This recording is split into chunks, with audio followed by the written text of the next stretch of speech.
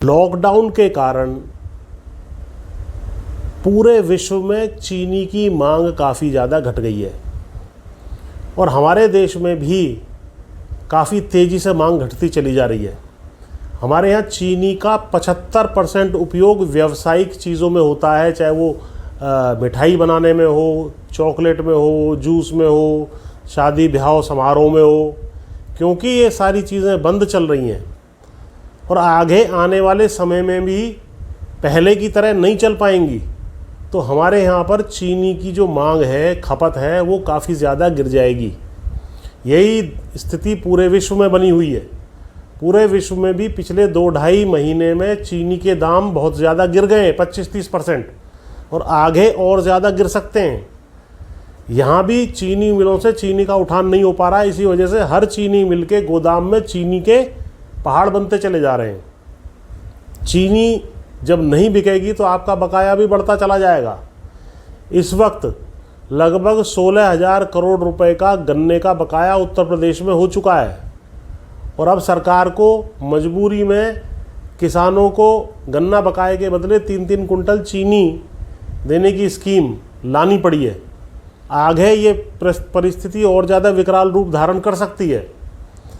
दूसरा उपयोग जो गन्ने का हो सकता है वो एथनॉल बनाने में होता है और एथनॉल बना करके उसको पेट्रोल में मिक्स कर दिया जाता है।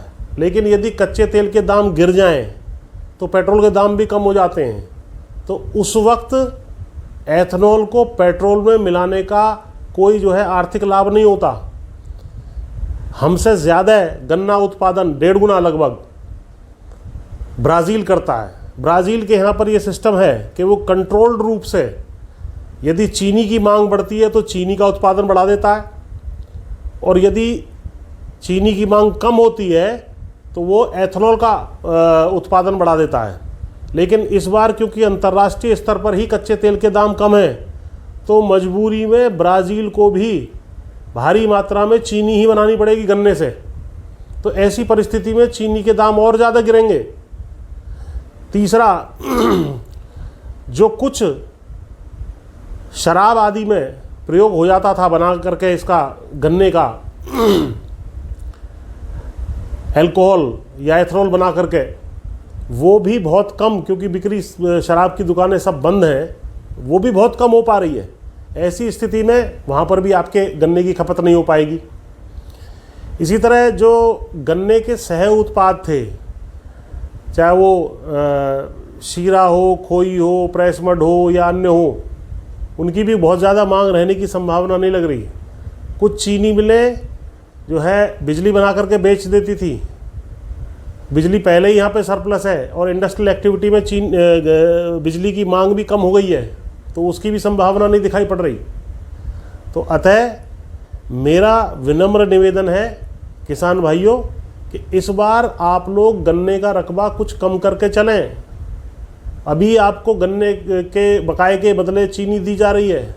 अगले साल तक जाते जाते इसकी अगले प्राइस सत्र में अक्टूबर-नवंबर में इसकी स्थिति बहुत गंभीर होने वाली है। आपके गन्ने को चीनी मिलें नहीं लेंगी। अभी भी 15 से 20% गन्ना खेतों में खड़ा है लेकिन पर्चियाँ नहीं दे रही हैं। तो मेरा आपसे निवेदन है कि गन्ने का रकबा आप कम कर दीजिए और तिलहन है, दलहन है, मोटे अनाज हैं, धान है, इनका रकबा जो है बढ़ाइए। तो कम से कम, क्योंकि इन सारी फसलों की मांग लगातार देश में और अंतर्राष्ट्रीय स्तर पर लॉकडाउन के समय में भी बनी रहेगी और जब परिस्थितियां सुधर जाएं तो आप पुनः अपने गन्ने का रकबा बढ़ा सकते हैं। लेकिन फ़िलहाल गन्ने का रकबा कम करके चलने में ही किसान भाइयों आपकी और देश की भलाई है।